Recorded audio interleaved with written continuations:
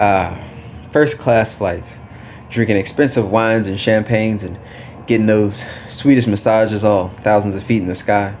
Well, the massages don't happen, but I thought I'd contribute to the fantasy. But anyway, for the most part of my life, honestly, first class was something I just kind of shuffled by as I was on my way to my basic economy seat.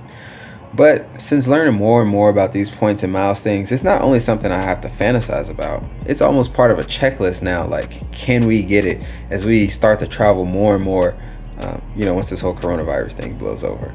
But anyway, in one of our more recent trips, me and my wife, and also including our young infant child, were able to score some first class seats on American Airlines, and we didn't use any points, didn't use any miles. Here's how we did it.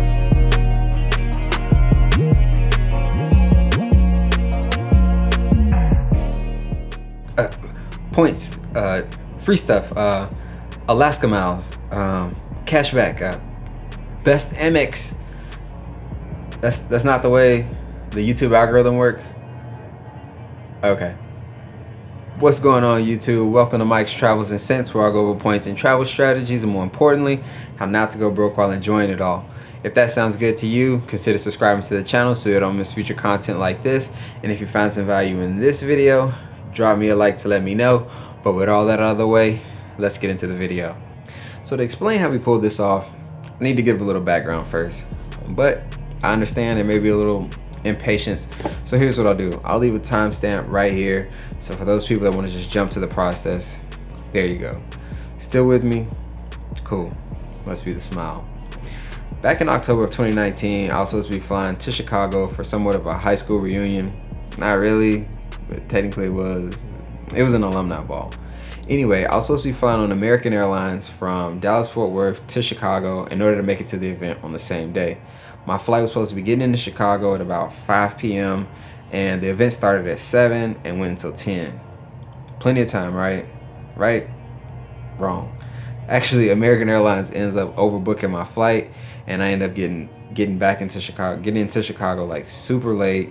But American Airlines gave me a $711 voucher for my troubles. Side note, there was a guy who also missed his flight due to the overbooking, and let's just say he was a bit more vocal about his frustrations than I was, and he actually ended up getting a check from American Airlines for about $1,000. I do think he was flying first class, so there's that. Now, I know you didn't click on this video because you wanted to hear about my high school reunion, so I'll spare you on those details, but basically I ended up getting reseated to another plane, and this plane ended up being very late, and I actually ended up getting 5,000 American Advantage points from American Airlines for my troubles. So fast forward, and now we're in November, and my wife and I are looking to book our next flight, which is going to be in Chicago for New Year's. Now, the voucher that I got was actually enough for us to both fly round trip in basic economy. However, we wanted to pay a little bit out of pocket, so we decided to pay for main cabin seats versus basic economy. And the reason for this is we wanted to be able to charge some of this flight to the Chase Sapphire Reserve, so then we get those nice travel benefits, as in, the insurance and whatnot. Chestnut checkers. Another side note, for some reason, American Airlines issues these paper vouchers which you can't actually redeem online. No kidding, you have to send in the voucher via snail mail after making your booking over the phone, which I think is really bizarre in 2020. What do I know? After sending in the voucher, and I finally got the confirmation, and what I came to realize was that our main cabin reservation was actually less than the value of the voucher. So essentially that meant that we did have main cabin seats, but our flight was uninsured because we never actually used the Sapphire Reserve for any part of this.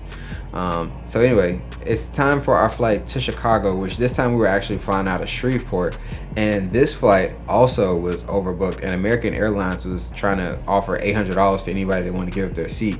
So the fact that this was overbooked again kind of shows that this isn't like a complete unicorn situation, and you can kind of control this a little bit. Moving forward, and my dad is driving my family and I back to the airport for our flight back home.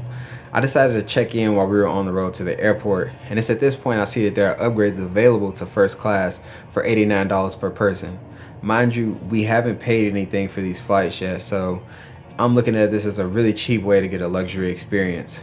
Also, I have the American Express Platinum card, which gives an annual $200 airline credit, which is really only supposed to be used for incidentals on one select airline. Mine just happened to be American Airlines.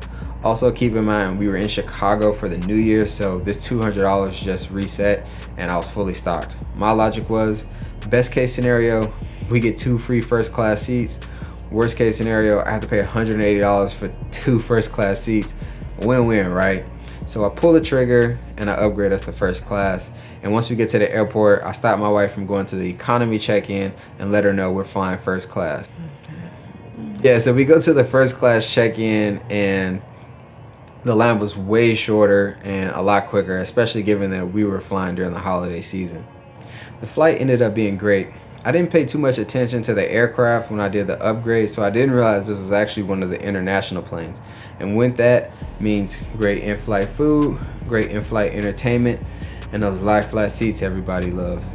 And so about a week or so later, I decided to check my statement with American Express to see if that airline credit had triggered, and sure enough it did. And with that, it meant this whole round trip ordeal was completely free, including that first class segment. And I think part of that is because of the way the upgrade is charged. Instead of $180, I was charged two $89 charges. And I know one of the tricks for triggering the airline credit when it comes to airfare is to try and stay below $100. So I think this may have had something to do with it. So in summary, got the voucher, made sure we were main cabin instead of basic economy because basic economy is not eligible for upgrades. We didn't have upgrades in mind when we did this, but we do keep that in mind going forward. After that, if you have a travel card with an airline credit, especially those from American Express, complete your upgrade. Just to be safe, if you're trying to upgrade for more than one person, what I suggest doing is to do the upgrade separately instead of one at a time. That way you can keep those charges below $100. Now obviously this strategy isn't highly repeatable or something you can spam me around since you don't have particular control on overbookings. However, there are plenty of ways to control a couple of these variables. To increase your chances of getting a voucher, you can target flights that are notoriously behind schedule, since this may be an indication of seating issues. If you remember in my story, the flight from Shreveport to Chicago was also overbooked, and that provided another voucher opportunity for us. And there are numerous resources to see flight reliability for individual segments. Also, don't fly basic economy if you want a chance for an upgrade. What would also help is choosing an aircraft with a lot of empty premium seats when it's time for you to redeem your voucher, since you need those seats to be empty for an upgrade to be available to anybody. And already having a travel card definitely helps in offsetting that upgrade fee, though I wouldn't go get one of these travel cards specifically for this reason. But if you do feel so inclined, I do have a sign-up link for American Express in the description below, where you can sign up for cards like the Platinum card and the Gold card that both have that airline credit. Lastly, be sure to choose an airline wisely if using American Express cards, since you can't use the credit for multiple airlines. And that is all I have for you today. If you found some value in this video, do me a favor and hit the like button to let me know.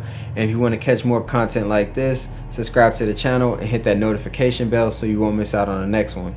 But remember, the thing more important than your points is your money, and the only thing more important than your money is your time. But until next time, peace.